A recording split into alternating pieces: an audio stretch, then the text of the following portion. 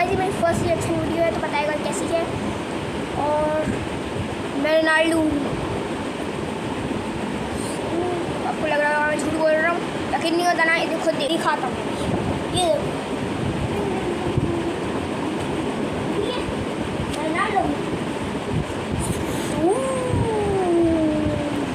Ronaldo I am.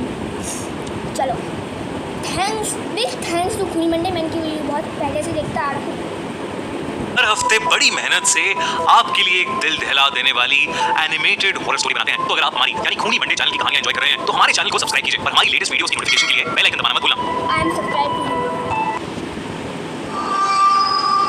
आपको दिखाता हूँ, अभी मैंने subscribe. Yes guys I am subscribe to him, आप देख सकते हैं।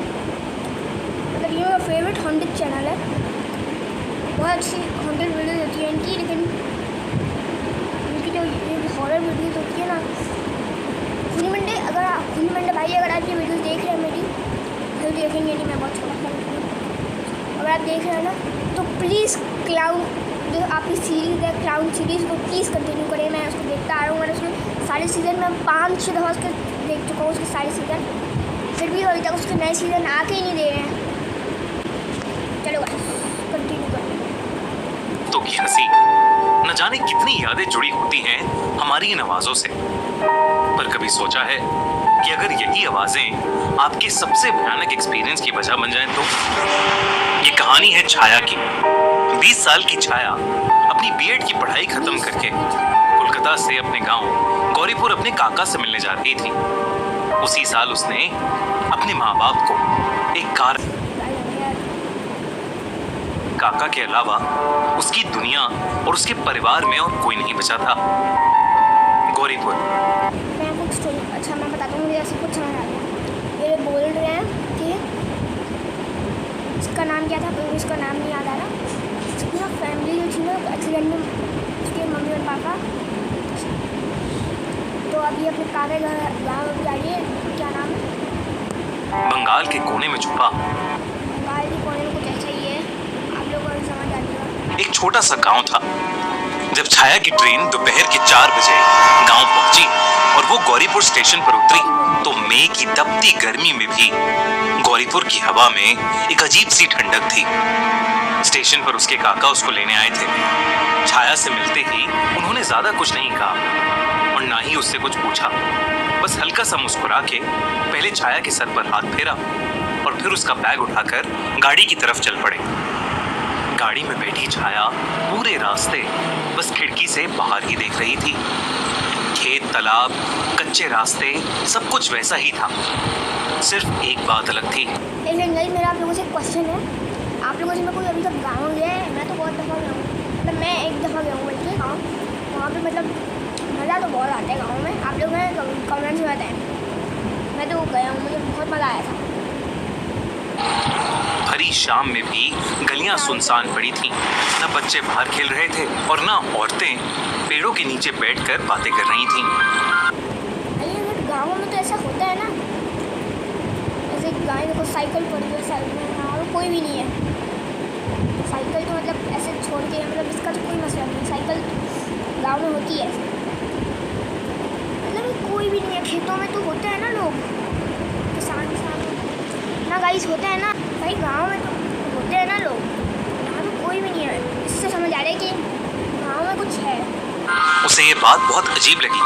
उसने जब इसकी वजह अपने काका से पूछी तो उसके काका ने बात बदल दी।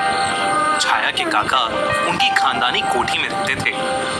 गांव से थोड़ा बाहर पीपल के घने पेड़ों से घिरी एक कोठी, जिसकी छत से गांव का तालाब दिखता था।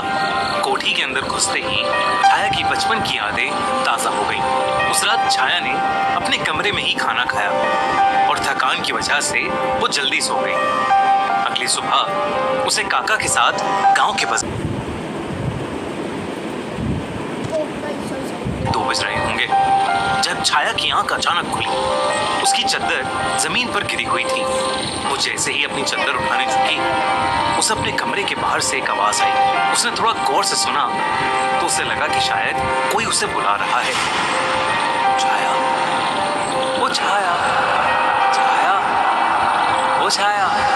दोस्तों, जैसे निशिडाग छल से लोगों को मारती है, ऐसे ही एक और छल कपट की थ्रिलिंग कहानी है Z5 के नए show Chhal Kapat the dissipation की। इस शो में शहर से दूर एक हवेली में हो रही है एक शानदार बैचलर पार्टी और उसी के बीच एक फेमस इन्फ्लुएंसर शालू की लाश मिलती है। पहले सबको लगता है ये ट्रैजिक इंसिडेंट है, पर तब केस को इन्वेस्टिगेट करने आती है इंस्पेक्टर एसपी देविका राठौर, एक ब्रिलियंट लेकिन अंदर से टूटी हुई कॉप, जो खुद भी अपने अंधेरों से लड़ रही है। उसकी आंखें सब कुछ देख लेती हैं जो अभी तक छुपा हुआ था, छल, झूठ, दिखावा और पार्टी में मौजूद हर चेहरे के पीछे छुपी नफरत। इसी बीच शालू की पोस्टमार्टम में एक और सच सामने आता है। शालू प्रेग्नेंट थी और उसे जहर दिया गया था। जैसे जैसे एसपी देविका इन्वेस्टिगेशन करती है, एक एक मेहमान सस्पेक्ट बनता है। हर किसी ने कई राज छुपाए हैं, पुरानी दुश्मनी, अधूरा प्यार और वो जेलसी जो अब खून में बदल चुकी है। लेकिन सवाल यह है कि आखिर वो कौन था जिसने शालू को मर्डर किया है। जानने के लिए देखिए Z5 का नया show Chhal Kapat the deception, streaming now only on Z5।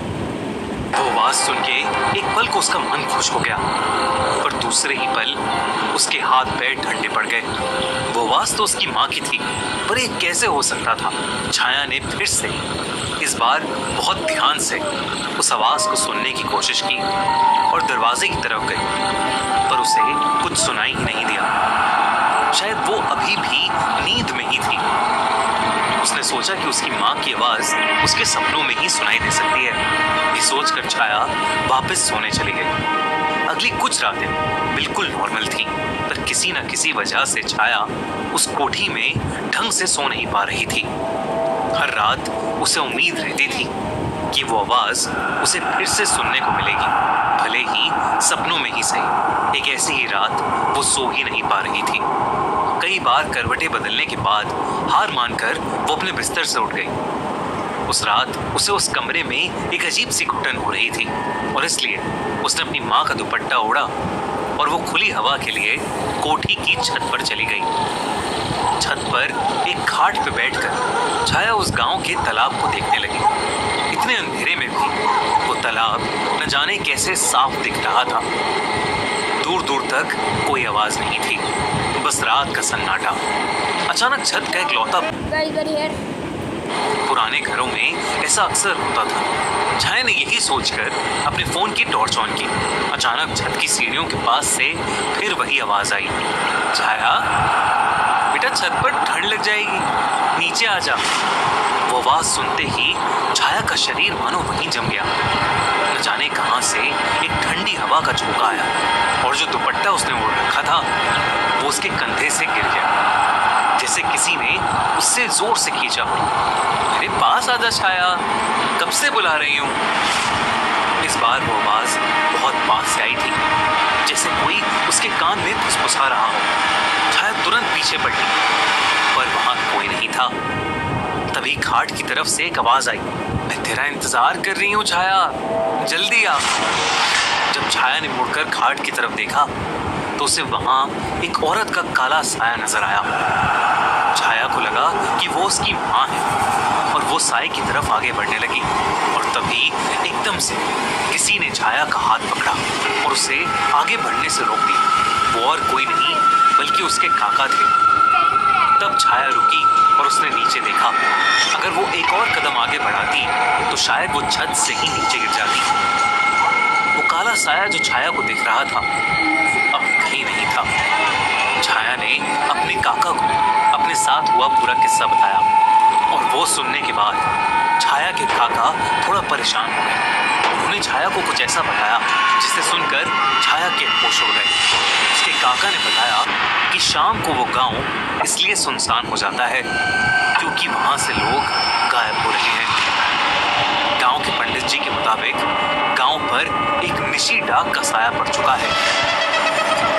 Nishi डाक एक ऐसी आत्मा है, एक ऐसी चुड़ैल जो रोज किसी न किसी को अपने साथ ले जाने आती है। किसी ने आज तक उसे देखा तो नहीं है, पर जो भी गायब होता है कुछ दिन बाद उसके शरीर के टुकड़े मिलते हैं जंगल से। पहले तो सबको लगा कि ये किसी जानवर का काम है, पर गांव के लोग रात में अजीब अजीब आवाजें सुनने लगे, मानो उनका कोई जानने वाला, उनका कोई करीबी उन्हें पुकार रहा हो। और जो पलट के उस आवाज के पास चला जाता है तो वो फिर कभी जिंदा नहीं मिलता। उसके काका ने उसे चेतावनी दी कि आगे से उसे कोई भी आवाज सुनाई दे तो वो उसकी तरफ ना जाए, भले ही वो उसके माँ बाप की आवाज क्यों ना हो।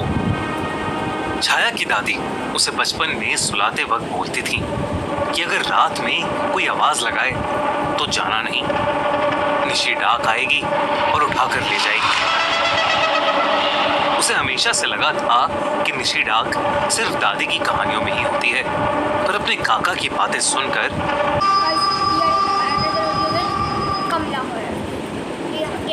कमला हॉरर स्टोरी।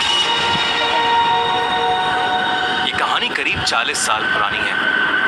1980s में 23 साल की कमला की जिंदगी में सब कुछ ठीक चल रहा था, पर एक दिन उसके पिता अचानक कहीं गायब हो गए।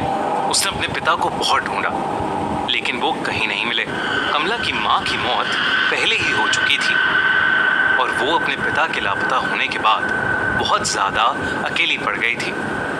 जब कई कोशिशों के बाद भी उसके पिता नहीं मिले तो सबने उन्हें ढूंढना ही छोड़ दिया और हार मानी। इतनी टेंशन के बीच कमला का ध्यान रखने वाला कोई नहीं था, इसलिए कमला के चाचा चाची ने उसकी शादी प्रभाकर परिवार के बड़े बेटे अजीत से कर दी, ताकि कमला का ध्यान रखने के लिए हमेशा कोई हो। अजीत ने कमला को उसके मुश्किल समय में संभाला और वो थोड़ा बेहतर महसूस करने लगी। कमला अपने नए घर में अपनी नई जिंदगी से एडजस्ट करना सीख रही थी और धीरे धीरे खुश होने भी लगी थी। सारा परिवार उसे बहुत प्यार देता था और उसका ख्याल भी रखता था, खासकर उसका देवर राजेश। पर धीरे धीरे चीजें बदलने लगी। एक दिन जब कमला सो रही थी तो उसकी अचानक किसी के रोने की आवाज से नींद खुल गई। उसने अपने बगल में देखा तो अजीत अभी भी सो रहा था और कमरे में उन दोनों के अलावा और कोई नहीं था। उसे वो आवाज फिर से आई, लेकिन अभी भी उसे कोई नहीं दिख रहा था। उसने इसे अपना वहम समझा और चुपचाप वापस सो गई। लेकिन उस दिन के बाद से उसे लगभग हर वक्त वो रोने की आवाजें सुनाई देने लगी थी। उसे ऐसा लगने लगा था कि ये आवाजें शायद उसके पिता की हैं, जो दर्द में चीख रहे हैं और उससे मदद मांग रहे हैं। कमला अब घबरा चुकी थी और उसने ये बात अजीत और रजनीश को बताई। दोनों ने ये उसका वहम समझा और उसे कहा कि शायद ये इसलिए हो रहा है क्योंकि वो अपने पिता को बहुत मिस कर रही है। धीरे धीरे कमला की तबीयत भी खराब रहने लगी। उसे हर वक्त गुस्सा आने लगा था। वो छोटी छोटी बातों पर चिढ़ जाती थी और अगर उसे कोई किसी भी चीज के लिए मना करता तो वो उसको जान से मारकर खाने की धमकी देने लगी थी। सबको लगा कि अपने पिता के खोने का दुख उसके दिमाग पर हावी हो रहा था, लेकिन इस सब के बीच कमला को वो आवाजें अभी भी आ रही थीं।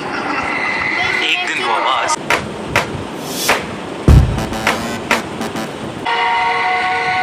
सबको लगा कि अपने पिता के खोने का दुख उसके दिमाग पर हावी हो रहा था, लेकिन इस सब के बीच कमला को वो आवाजें अभी भी आ रही थीं।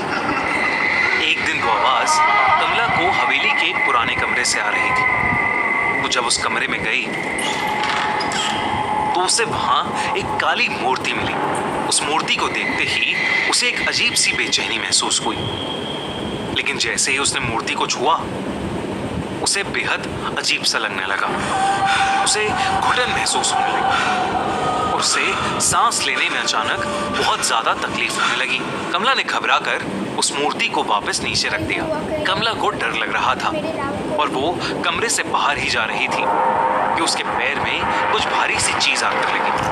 जब कमला ने ध्यान से देखा, दोस्तों हम खूनी मंडे पर 300 से भी ज्यादा एनिमेटेड हॉरर स्टोरीज कर चुके हैं और अब हम आपके लिए लेकर आए हैं इंडिया का सबसे थ्रिलिंग पॉडकास्ट। आपको देखिए, इसमें हम ऐसे लोगों को बुलाएंगे जो अपने रियल हॉरर एक्सपीरियंसेस हमसे शेयर करेंगे। ऐसी थ्रिलिंग स्टोरी पॉडकास्ट के पहले गेस्ट हैं एक कमाल के स्टोरी टेलर यूट्यूबर SR पे, जिन्होंने कि उस कमरे में कुछ और भी चीजें पड़ी हैं। उस कमरे में ढेर सारी इंसानी हड्डियां इधर उधर पड़ी थीं और हर जगह खून ही खून था।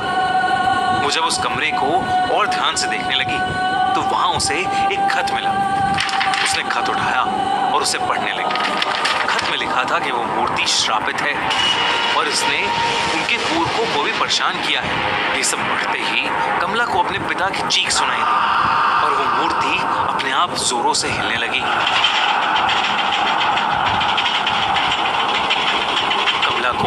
अजीब सा भारीपन महसूस होने लगा, जिसके बाद वो एकदम से बेहोश हो गई।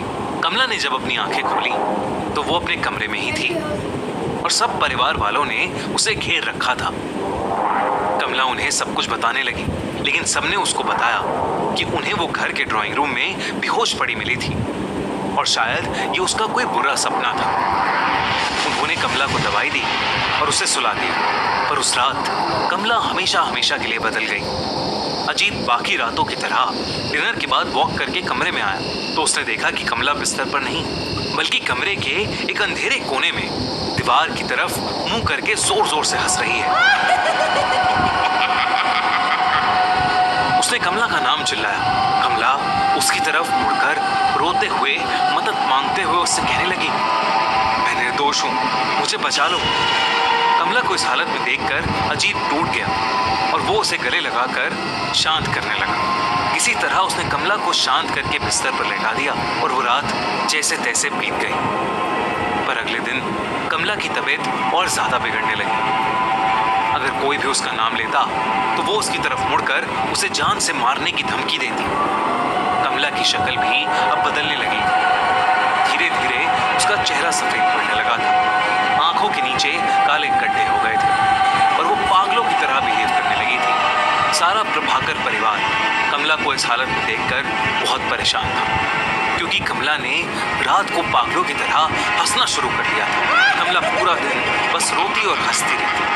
प्रभाकर परिवार को लगा कि कमला पागल हो चुकी है, लेकिन उससे पहले वो कुछ कर पाते उनके साथ एक बहुत बड़ा हादसा हुआ।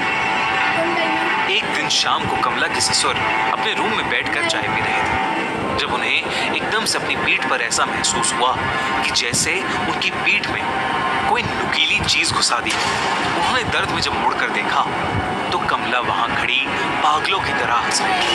कमला के हाथों के नाखून कमला के ससुर की पीठ के अंदर थे।